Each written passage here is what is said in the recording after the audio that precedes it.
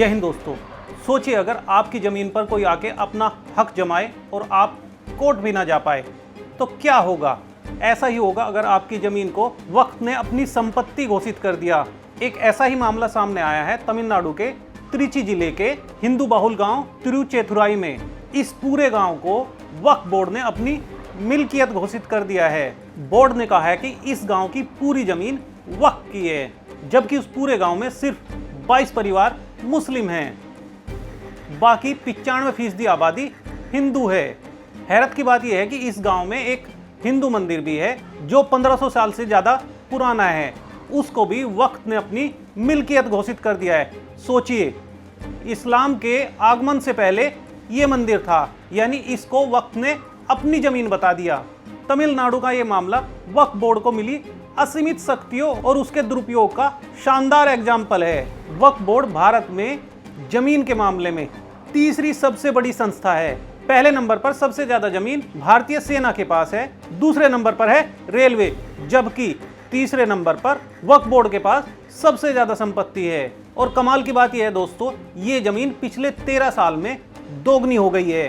दोस्तों, अपने इस वीडियो में हम बात करेंगे वक्फ बोर्ड की हिस्ट्री क्या है, वक्फ बोर्ड को कब और कैसे मिली इतनी शक्तियां, वक्फ बोर्ड के अवैध कब्जे के पीछे क्या मकसद है, कैसे बढ़ती जा रही है वक्फ बोर्ड की संपत्तियां। इसके अलावा हम बात करेंगे वक्फ बोर्ड को लेकर क्या है सरकार का रवैया। अपने इस वीडियो में हम आपको बताएंगे वक्फ बोर्ड के गठन से लेकर उसकी पूरी गतिविधियों तक की पूरी कहानी।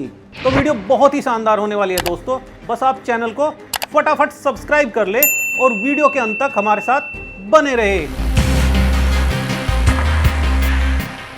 चलिए दोस्तों, सबसे पहले बात करते हैं वक्फ बोर्ड के गठन की पूरी कहानी। 1947 में अंग्रेजों से आजादी मिलने के बाद एक नए देश का गठन हुआ, वो था पाकिस्तान, जो भारत से अलग हुआ था।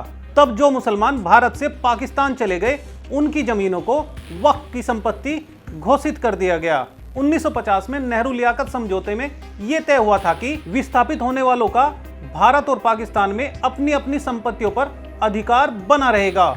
वो अपनी संपत्तियां बेच सकेंगे। हालांकि पाकिस्तान में नेहरू लियाकत समझौते का जो हश्र हुआ वो सबको पता है। पाकिस्तान में हिंदुओं की छोड़ी जमीनें, उनके मकानों और अन्य संपत्तियों पर वहां की सरकार या फिर स्थानीय लोगों का कब्जा हो गया। लेकिन भारत के तत्कालीन प्रधानमंत्री जवाहरलाल नेहरू ने यह कहा था कि पाकिस्तान गए मुसलमानों की संपत्तियों को भारत में कोई हाथ नहीं लगाएगा। पाकिस्तान गए मुसलमानों द्वारा अपनी संपत्ति बेच दिए जाने के बाद जो संपत्तियां बच गई उन्हें वक्फ की संपत्ति घोषित कर दिया गया और बेनामी प्रॉपर्टी पर सरकार का अधिकार हुआ। 1954 में वक्फ बोर्ड का गठन हुआ। यहीं से भारत के इस्लामीकरण का एजेंडा शुरू हुआ। दुनिया के किसी भी मुस्लिम देश में कोई भी वक्फ बोर्ड नाम की संस्था नहीं है। ऐसी संस्था सिर्फ भारत में है, जो कि एक सेकुलर देश है, ना कि कोई मुस्लिम देश। वक्फ शब्द की उत्पत्ति अरबी भाषा के शब्द वकूफा से हुई है।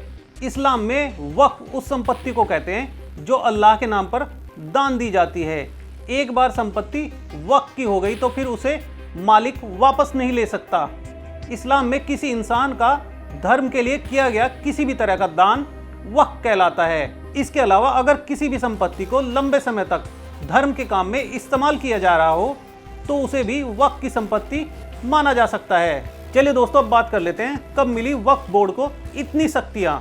वर्ष 1995 में पीवी नरसिम्हा राव की कांग्रेस सरकार ने वक्फ एक्ट 1954 में संशोधन किया और नए नए प्रावधान जोड़कर वक्फ बोर्ड को असीमित शक्तियां दे दी। वक्फ एक्ट के 1995 के सेक्शन 3R के अनुसार कोई संपत्ति किसी भी उद्देश्य के लिए मुस्लिम कानून के मुताबिक पाक, मजहबी या फिर चैरिटेबल मान लिया जाए तो उसे वक्फ की संपत्ति घोषित किया जा सकता है। वक्फ एक्ट 1995 का आर्टिकल 40 कहता है कि ये जमीन किसकी है, ये वक्फ का सर्वेयर और वक्फ बोर्ड तय करेगा। दरअसल वक्फ का एक सर्वेयर होता है, वही तय करता है कि कौन सी संपत्ति वक्फ बोर्ड की है। इसके निर्धारण के 3 आधार होते हैं। पहला, अगर किसी ने अपनी संपत्ति वक्फ के नाम कर दी हो। दूसरा, अगर कोई मुसलमान या मुस्लिम संस्था जमीन को लंबे समय से इस्तेमाल कर रहा हो। तीसरा, सर्वे में जमीन का वक्फ की संपत्ति होना साबित हुआ हो। चलिए दोस्तों, अब आपको बताते हैं क्या कहता है 1995 का वक्फ बोर्ड एक्ट। अगर वक्फ बोर्ड को लगता है कि कोई जमीन वक्फ की संपत्ति है तो ये साबित करने की जिम्मेदारी उसकी नहीं बल्कि जमीन के असली मालिक की होती है। वो बताए कि ये जमीन कैसे उसकी है, वक्फ की नहीं। 1995 का एक्ट ये जरूर कहता है कि किसी भी निजी संपत्ति पर बोर्ड अपना दावा नहीं कर सकता। लेकिन दोस्तों यहाँ ये बात कौन तय करेगा कि कोई संपत्ति निजी है या नहीं? दरअसल वक्फ बोर्ड का एक सर्वेयर होता है, वही तय करता है कि कौन सी संपत्ति वक्फ की है या कौन सी नहीं। बड़ी बात यह है कि अगर आपकी संपत्ति को वक्फ की संपत्ति बता दी गई तो आप उसके खिलाफ कोर्ट भी नहीं जा सकते। आपको वक्फ बोर्ड से ही गुहार लगानी होगी। वक्फ बोर्ड का फैसला आपके खिलाफ आया तब भी आप कोर्ट नहीं जा सकते, तब आप वक्फ ट्राइब्यूनल में जा सकते हैं। इस ट्राइब्यूनल में प्रशासनिक अधिकारी होते हैं, उसमें गैर मुस्लिम भी हो सकते हैं। हालांकि राज्य की सरकार किस दल की है इस पर निर्भर करता है कि ट्राइब्यूनल में कौन लोग होंगे। संभव है कि ट्राइब्यूनल में सभी मुस्लिम हो। वैसे भी अक्सर सरकारों की कोशिश यही होती है कि ट्राइब्यूनल का गठन ज्यादा से ज्यादा मुस्लिमों के साथ ही हो। वक्फ एक्ट के सेक्शन 85 के मुताबिक ट्राइब्यूनल के फैसले को हाई कोर्ट या फिर सुप्रीम कोर्ट में चुनौती नहीं दी जा सकती। दोस्तों है ना ये मजेदार बात? मतलब आप वक्फ के खिलाफ कोर्ट भी नहीं जा सकते। दोस्तों आपको बता दें, भारत में एक सेंट्रल और 32 स्टेट वक्फ बोर्ड है। केंद्रीय अल्पसंख्यक कल्याण मंत्री सेंट्रल वक्फ बोर्ड का अध्यक्ष होता है। इसीलिए किसी मुसलमान को ही अल्पसंख्यक कल्याण मंत्री बनाया जाता है। मोदी सरकार में मुख्तार अब्बास नकवी इस पद पर थे। उनके हटने के बाद स्मृति ईरानी अल्पसंख्यक कल्याण मंत्री है। वो पारसी अल्पसंख्यक समुदाय से हैं। इस तरह से कभी कभार वक्फ बोर्ड का अध्यक्ष गैर मुस्लिम भी हो सकता है, लेकिन सारे सदस्य मुस्लिम ही होते हैं। ये भी कानून में सुनिश्चित किया गया है। जहां तक स्टेट वक्फ बोर्ड की बात करें तो उसके सभी 7 सदस्य मुस्लिम ही होते हैं। वक्फ बोर्ड में एक वकील, एक विधायक, एक सांसद, एक टाउन प्लानर, एक IAS ऑफिसर, एक स्कॉलर और एक मुतलवी होते हैं। वक्फ एक्ट कहता है कि ये सभी मुस्लिम होंगे।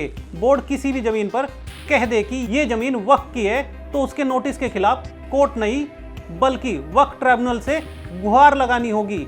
यहाँ पर हमारा सवाल ये है कि इसी तरह का कोई प्रावधान गैर मुस्लिम संस्थाओं का क्यों नहीं है? चलिए दोस्तों अब आपको बताते हैं वक्फ बोर्ड का असली मकसद क्या है। वक्फ बोर्ड किसी भी जमीन पर नोटिस जारी करेगा, इसकी कोई सीमा नहीं है।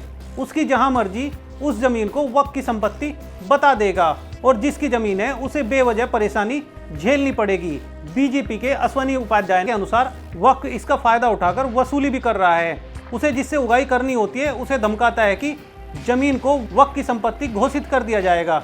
डर के मारे वो व्यक्ति वक्फ के अधिकारियों की जी हजूरी करने लगता है और फिर शर्त मानने को मजबूर हो जाता है। बीजेपी के उपाध्याय कहते हैं कि वक्फ बोर्ड अपनी असीमित शक्तियों के बल पर धर्मांतरण भी करवा रहे हैं। अश्वनी उपाध्याय के अनुसार वक्फ आदिवासी इलाकों में लोगों की जमीन पर नोटिस देता है और फिर जब व्यक्ति परेशान होता है तो उसे कहा जाता है कि अगर वो इस्लाम अपना ले तो जमीन बच जाएगी। उपाध्याय का दावा है कि छत्तीसगढ़ और महाराष्ट्र जैसे राज्यों के पिछड़े इलाकों में जहां लोग पर्याप्त शिक्षित नहीं है वहां पर वक्फ एक्ट धर्मांतरण का औजार बन गया है। चलिए दोस्तों आपको बताते हैं वक्फ को कैसे मिलता है सरकारों से अनुदान। मोदी सरकार में भी वक्फ को लेकर उदारता दिखाई गई। सेंट्रल वक्फ बोर्ड ने नियम बनाया कि अगर वक्फ की जमीन पर स्कूल, अस्पताल आदि बनते हैं तो पूरा खर्चा सरकार का होगा। यह तब हुआ जब मुख्तार अब्बास नकवी अल्पसंख्यक कल्याण मंत्री थे। एक तरफ सरकार मंदिरों से पैसा लेती है जबकि दूसरी तरफ सरकार वक्फ को अनुदान भी देती है। सरकार मंदिर ट्रस्ट का निर्माण करती है, उसके लिए गैर हिंदुओं को भी ट्रस्ट में शामिल करने का प्रावधान है। यही नहीं, मंदिर परिसर में दुकानें खोलने की इजाजत भी गैर हिंदुओं को होती है। भारत के इस्लामीकरण की प्रक्रिया भारत विभाजन के बाद से ही शुरू हो गई थी। देश का विभाजन हुआ धर्म के नाम पर, पाकिस्तान बना धर्म के नाम पर।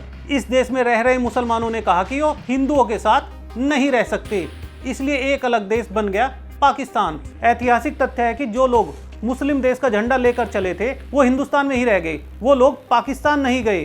बीजेपी के अश्वनी उपाध्याय ने इन्हीं बातों को लेकर कोर्ट का दरवाजा खटखटाया है। उन्होंने पहले याचिका हाईकोर्ट में दाखिल की थी, लेकिन अब उन्होंने हाईकोर्ट से गुहार लगाई है कि ये याचिका अब सुप्रीम कोर्ट भेज दी जाए।